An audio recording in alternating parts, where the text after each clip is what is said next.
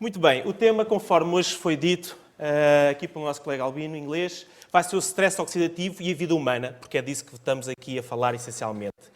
E para falarmos de stress oxidativo, nada mais importante do que falarmos da célula e daquilo que nós podemos chamar a respiração celular.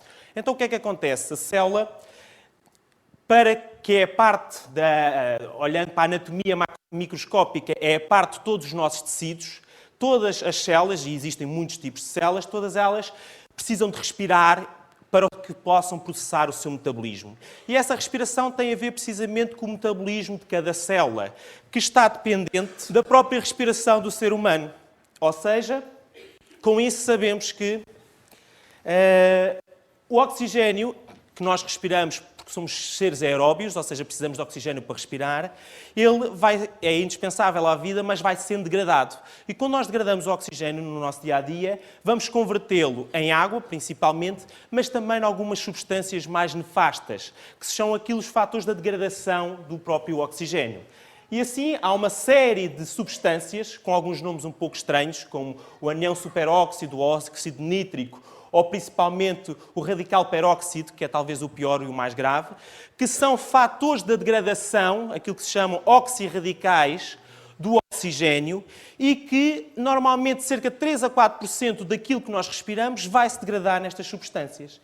Então, é o caso de se perguntar, o oxigênio é indispensável à vida, é importante fazer exercício físico, mas o próprio consumo de oxigênio e a nossa respiração celular vai provocar, de alguma forma, alguma degradação e alguma alteração do nosso estado de homeostasia. E é aí que aparece aquele termo que todos nós ouvimos falar hoje em dia, que são os chamados radicais livres. É uma coisa estranha, toda a gente já ouviu falar, mas muitas vezes não se sabe muito bem o que é que representa. Então, os radicais livres são o quê? São essencialmente átomos e moléculas, ou seja, nós, na nossa essência, para além de sermos criados por células, as células representam o quê? São um aglomerado, precisamente, o quê? De átomos e somos constituídos por moléculas.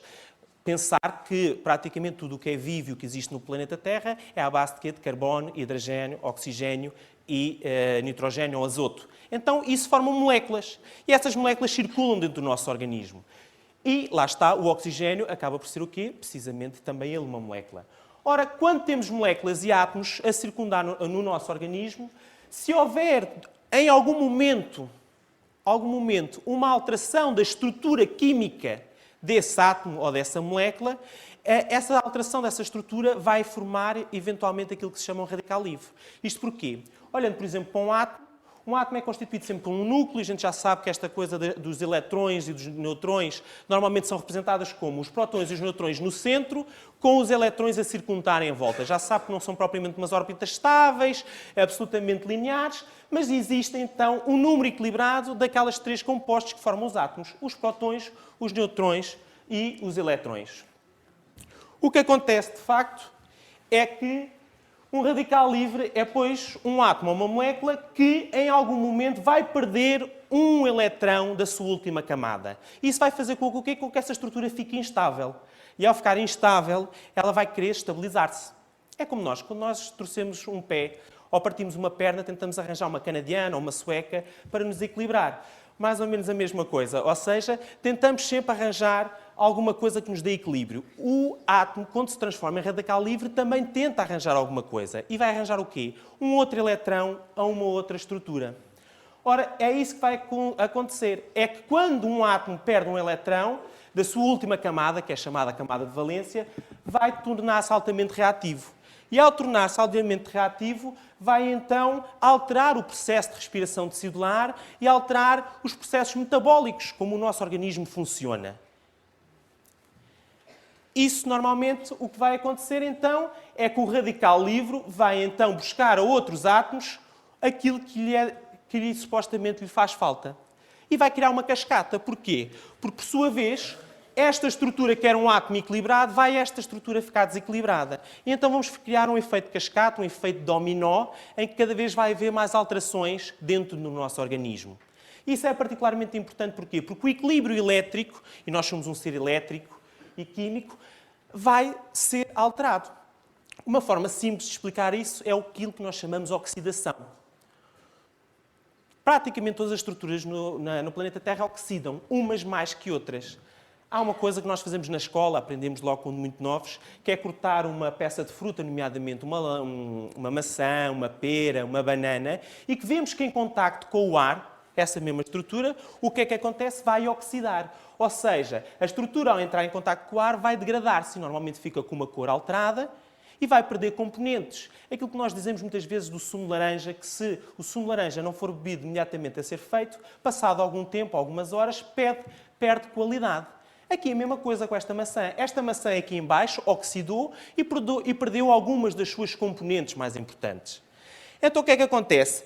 A oxidação no nosso organismo também acontece. É um processo endógeno que se deve manter em equilíbrio. Agora, nós temos mecanismos para que isso aconteça. E alguns desses mecanismos são, por exemplo, algumas enzimas metabólicas que nós próprios produzimos. Uma das formas de nós vermos como é que podemos evitar a oxidação é, com certeza, pegar nesta mesma maçã e pôr-lhe um bocadinho de sumo de laranja ou sumo de limão. Aliás, que toda a gente faz de vez em quando salada de fruta e às vezes é o que se faz. Para quê? Para que a salada de fruta mantenha o seu bom aspecto.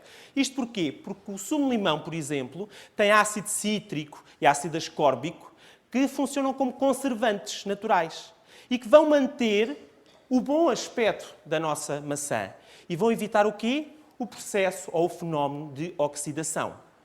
Então, se nós fazemos isto na salada de fruta que ingerimos, para termos vitaminas, minerais e fibras, então também podemos fazê-lo para nós próprios, para a nossa própria oxidação. E é isso que se pretende mostrar aqui hoje. O que acontece é que esse equilíbrio de oxidação que acontece dentro do nosso organismo, muitas vezes vai ser agravado com outros fatores externos, exógenos, e que todos nós conhecemos, não é? Muitíssimos destes fatores são comuns a todos nós. Os hábitos tabágicos, os hábitos alcoólicos, nomeadamente as bebidas brancas, as radiações solares, os raios ultravioletas, que todos nós ouvimos falar, o stress psíquico e físico que acontece. Por exemplo, eu estou agora numa fase de stress psíquico e físico. Ando aqui de um lado para o outro e estou a pensar no que estou a dizer. Portanto, eu a seguir vou ter que dar uma dose de antioxidantes extra. A própria poluição ambiental, as radiações eletromagnéticas. E eu, no outro dia, ia de carro a passar aqui numa estrada, perto de nós, e fiquei espantado como a rede elétrica nacional, hoje em dia, torna-se difícil contornar os locais populacionais. Então, o que é que nós temos? Cadeias de alta tensão a passar muitas vezes perto de estradas e principalmente perto de habitações. Ora, isso cria o quê? Radiações eletromagnéticas que vão, de alguma forma, interferir com o nosso nível de stress oxidativo. Os fármacos, muitos dos fármacos que vão ser metabolizados pelo nosso organismo vão aumentar também esse stress oxidativo. As vacinas, que muitas vezes são indispensáveis e que são obrigatórias, na sua constituição muitas vezes têm metais pesados, como o mercúrio e outras substâncias, que nem sempre são de todo positivo. Olhando depois para a própria alimentação, sabemos que há alimentos ricos em colesterol, alimentos ricos em conservantes, em edulcorantes, alimentos pobres em vitaminas e minerais, alimentos pobres em fibras. E temos depois a própria atividade desportiva, que, apesar de ser um stress físico, e aí é importante, depois a própria atividade física o que é que leva a um maior consumo de oxigénio. E, por sua vez, vai aumentar mais o processo de oxidação endógeno, já necessário para nós como seres aeróbios. E depois os próprios micro-organismos, como vírus, como fungos, bactérias, que somos constantemente atacados por estes organismos.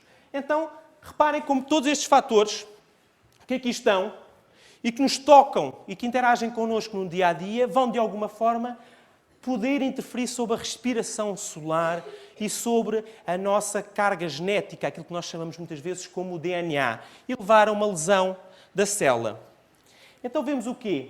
Que a defesa do organismo e da membrana celular, e eu queria chamar a atenção que a membrana celular, todas as nossas células são feitas por dois constituintes de gorduras, de lípidos e de proteínas, que esses eletrões que andam perdidos e que se passaram a chamar o quê? Propriamente radicais livres, vão interagir com toda a nossa estrutura proteica, lipídica, do DNA, que contém a nossa informação genética e dessa forma poder levar às vezes a danos irreversíveis.